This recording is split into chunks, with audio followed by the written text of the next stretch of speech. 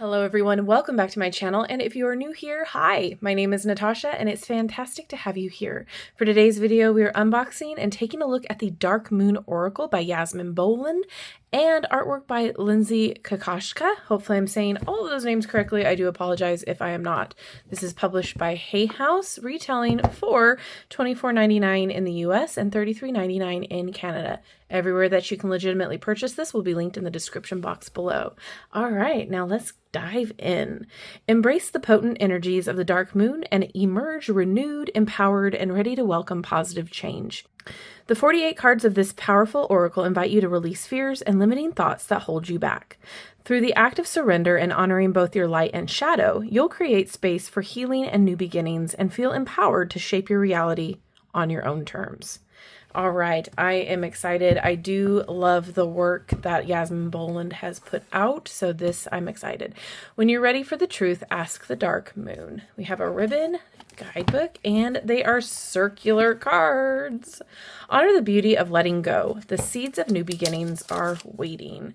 So before we get into the deck, I do want to take a peek at the guidebook. As per usual, just to see if there's anything that we need to know before utilizing it. So we have introduction and how to work with the cards. Lots of really good info. Interpreting the cards, we have the Essence suit, the Shadow suit, the Dark Goddess suit, and the Rebirth suit. Nice. The dark moon is arguably the most mysterious phase of the lunar cycle and is a period of introspection, healing, and renewal. It's also a time to honor endings. It calls us to let go of what we no longer need, creating space for new beginnings. It's a reminder that sometimes the greatest power lies in the quiet space of release, where we allow our truth soul to shine through. Nice. Lots of really good info. So the maiden, this is the new and waxing moon. The mother is the full moon. The crone is the waning and dark moon. Okay, so essence cards. These cards carry the energy of the dark moon through all 12 astrological signs. The essence cards are about self-reflection and self-acceptance. The invitation, essence cards reminds you that self-love and compassion are powerful allies on any journey. When you pull an essence card, it's a call to confront yourself honestly, to acknowledge your light and shadow with kindness. Okay, shadow cards represent the energy of the dark moon and the same sign as the new moon. The shadow cards represent the essential work of transformation, the moments when you face fears, confront limiting beliefs, and honor the parts of yourself that you may have hidden. Shadow cards ask you to go deeper, to engage in the kind of transformation that shifts something within you. Dark goddess cards, these channel the potent energy of the goddess and the dark moon through all 12 signs, inviting you to step into your full power. The dark goddess cards are all about empowerment, but with a twist. They are unapologetically empowered. They are here to remind you that you have the ability to shape your own reality on your own terms. Nice. As you work with these cards, you'll notice that sometimes the energy of the goddess directly aligns with the sign of the card. Other times, however, the goddess will represent the darker side of the sign, offering guidance to transform and balance those energies. And last, we have the Rebirth card. These cards represent the energy of when the dark moon takes place in one sign ahead of the new moon in the next. The Rebirth cards carry the energy of potential and beginnings. This is the promise of the new moon after the dark moon's emptying. When you pull a Rebirth card, consider it a gentle nudge towards possibility and growth. The Rebirth cards invite you to dream again, to feel hope, and to believe in new possibilities. They remind you that from the void comes new life. All right. Very cool. They're not for the faint of heart. Turn to them when you're ready to face the truth, no matter how raw or revealing it may be. All right. It has a cleansing your deck and some card spreads here. The beginning spread, the healing spread, journal. Oh, and we also have the self-acceptance spread. Journal your insights and embrace the power of the dark moon. And then it goes into the card meanings. Okay, let's get into it. There's circle cards, nice cardstock actually, not too thick, not too thin. It does feel like a thicker version of the Hay House cards that have been coming lately. Love that it looks like a void in space. It's a matte, now let's get into it. We have a number, and I'm going to read the title because sometimes it's hard to show up on the screen. So it says, Begin Again.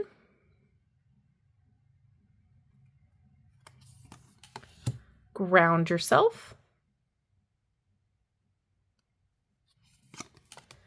Inner Critic. Oof. Unveil.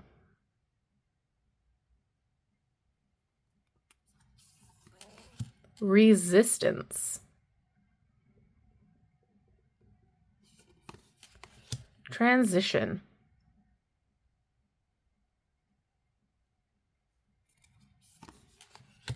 Torn.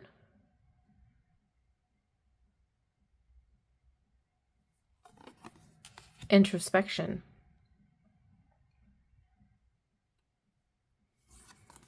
Bypassing.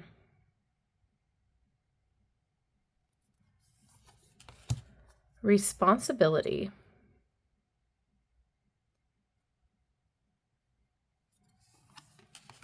Past trauma.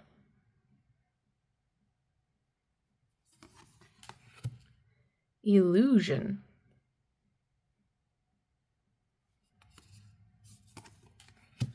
Recklessness. Stubbornness. Scattered. If you want to know what my brain looks like. No. Limerence. Ego.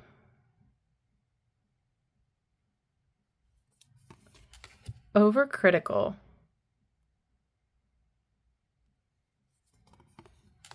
Find balance.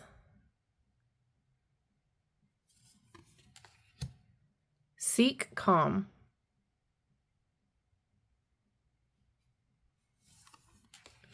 Reveal the truth.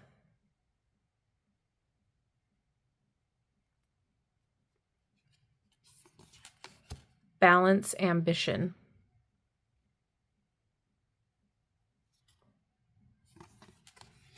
Break free.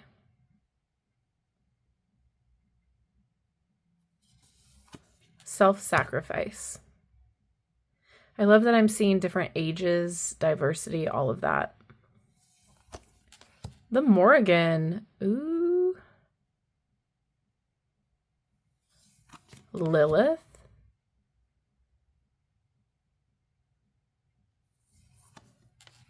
Matangi. Hopefully I'm saying that correctly.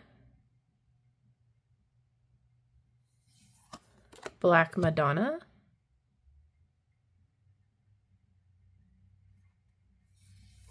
Medusa.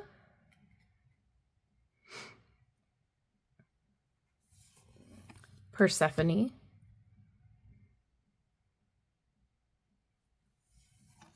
Ares. Eris.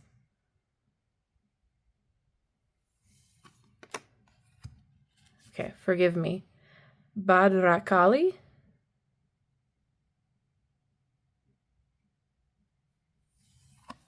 Hecate or Hecate. Love the crossroads there. Hera.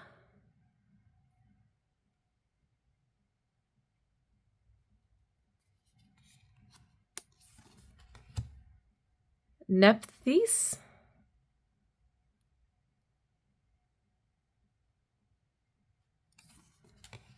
Nyx.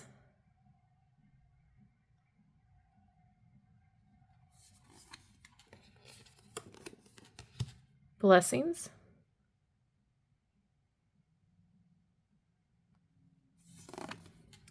Communication. Revelations. Reward. Honor yourself. Ease. Alchemy. adventure, achievement, agency, reconnection,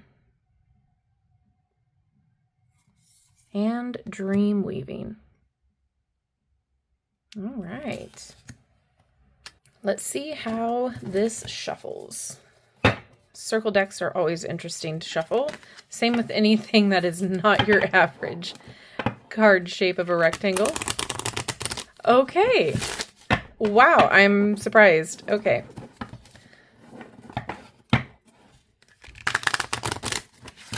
It's a pretty decent size too, so I feel like I'm able to grip it all right. The fact that I can bridge it is really cool. And overhand shuffle, yeah. It might be a little awkward at first to do if you're not used to circle decks, but it's not a bad shuffle at all. Let's get a card to read, and we're going to read for her. Balance Ambition. Okay, this is a part of the shadow suit. This card represents the energy of the dark moon in Capricorn ahead of the new moon in Capricorn. While Capricorn, ruled by Saturn, represents strength and ambition, remember that time and patience are equally important in the pursuit of your goals. Although it is so important to go after what you want in life, this card is here to remind you that it should never be at the expense of other people. Sometimes you have to ask yourself what's going to make other people happy just as much as what's going to make you happy. Whenever you set an intention or send a wish out into the universe, it's important to preface it by saying something along the lines of, "This or something better now manifests for me under grace in perfect ways." Because sometimes the universe has a better plan for us than we do, and our human desires take over where they shouldn't. We can end up acting ruthlessly even if we are normally compassionate people. Along the same lines, ambition is not a dirty word, but sometimes people use dirty tactics. Don't let that person be you. This card can also come up if you are being too controlling. Maybe you're so fixated on what you want that you refuse to budge even an inch. Relax, and transformation can follow. Additional meanings for this card: acknowledge where you can improve. If you're depressed, seek help. Be kinder. Judge not lest ye be judged. Even dark nights of the soul pass, so stay hopeful. Okay, I really like this. I like that it also gives you like practical advice. So for the shadow suit, it says these cards represent transformation. When you face fears, confront limiting beliefs, and honor the parts of yourself that you may have hidden.